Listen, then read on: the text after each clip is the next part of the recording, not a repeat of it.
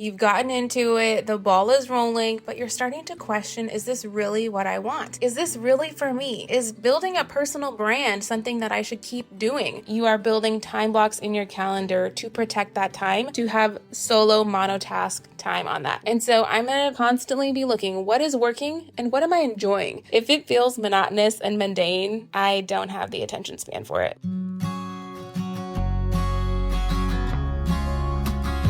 Today is an episode for someone who's in business, really questioning what the next chapter looks like for you.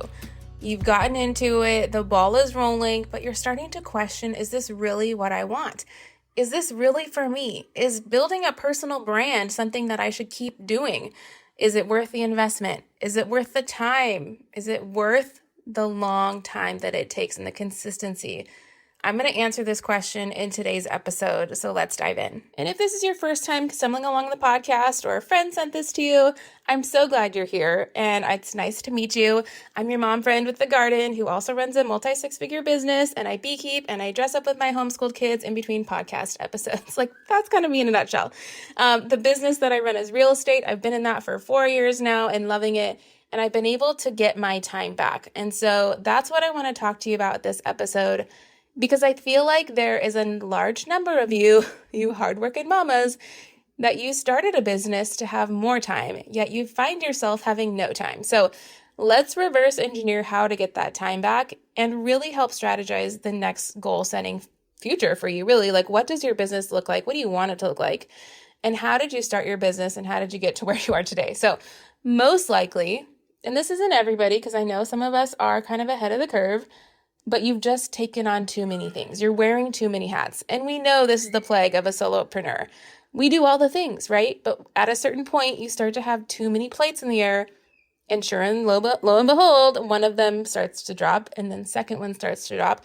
And the mom guilt is hitting really, really hard. And your marriage might not be getting the attention that it should be. So a lot of things start to slip. You're becoming that snappy, impatient mother all the time. We don't want that version of her. We don't like her. Let's get rid of her.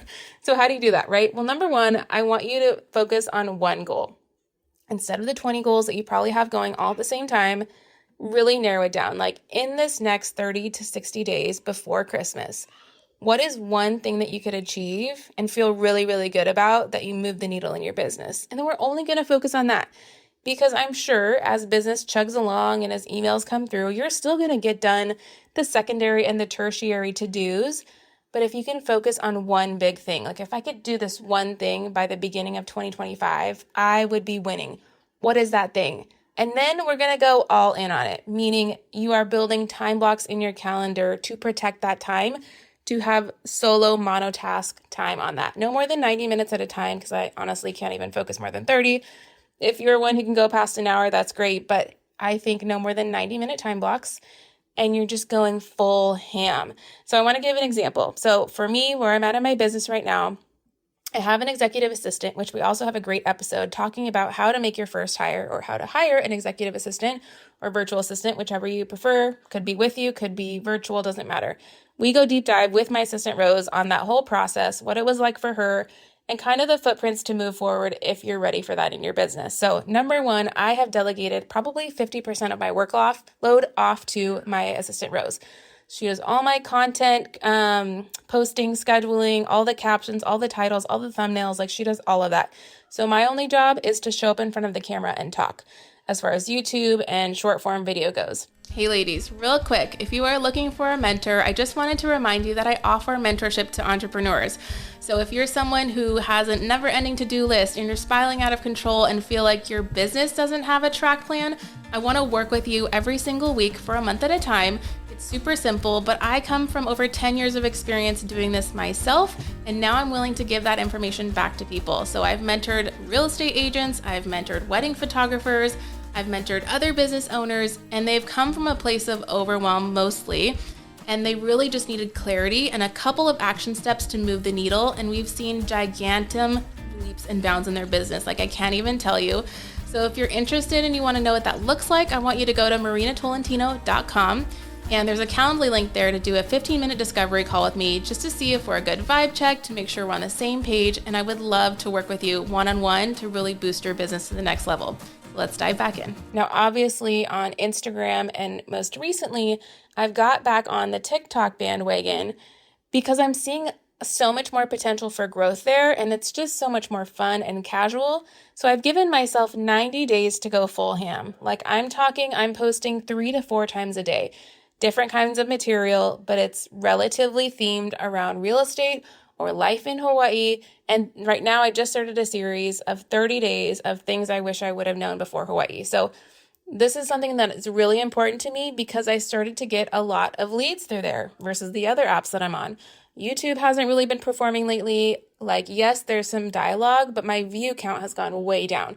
And so I'm going to constantly be looking what is working and what am I enjoying. Right now, it's TikTok. We're having so much fun over there. The girlies are engaging. I'm making friends. People are discovering me through the For You page, which, just quick asterisk here, if you didn't know, I looked at my analytics. 95% of my views are coming from the For You page. Meaning it's not even the 3,000 people that follow me that watch my content. It's literally a random algorithm pushing it out to the masses to be discovered, which to me spells opportunity to get in front of people that I haven't met before. It's not nurturing old leads. It's literally converting the stranger. So you can kind of retwist your attention and your marketing that way. But anyways, women are finding me there. They're connecting with me in the DMs. We're scheduling on a Calendly, and then we're getting them ready to go to buy a home once they arrive on Oahu. So it is working. And so that's my goal. I'm just going to go all in, and everything else is a secondary and tertiary to do. It's not as important because I'm seeing the conversion in one spot right now. So I have the freedom in my business to flex and pivot as needed. Also, the fun factor is very much important to me. If it feels monotonous and mundane, I don't have the attention span for it. Like, I'm sorry. And I know that's probably bad business, but that's where I am in this phase of business. Like, I want it to be fun.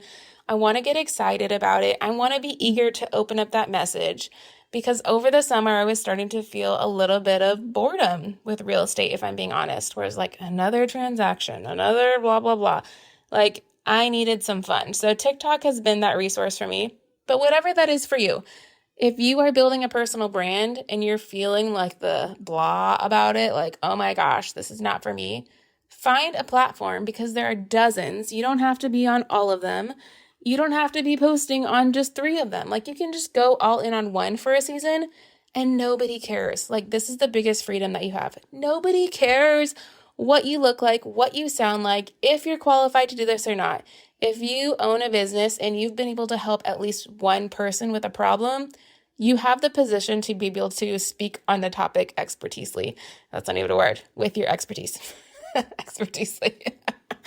Anyways, so with that said, if that's you and you're like questioning everything, like, what am I doing with my life? Why did I start this business? How do I shut it down? Hopefully not. But if you are, remind yourself why you got into the business, kind of look at your plate load and decide, is this all really important, like level 10 importance? Or can I focus on one thing for 60 days? I would say 30 to 60 because we're getting into the holidays. And what would happen if I did? Would I be reinvigorated? Would I feel better about my business? Because the thing about business and building a brand and showing up online is it does take time. I've been seeing specifically on TikTok, like there's a couple ladies who are like, I just started my account 2 weeks ago and I have 15,000 followers. That is not the norm. So do not put that as an expectation. I have been building a personal brand for years. And like I said, real estate has been 4 years, but I would say personal brand has been really 3, getting strategic on it, working with a brand coach through Brand Builders Group.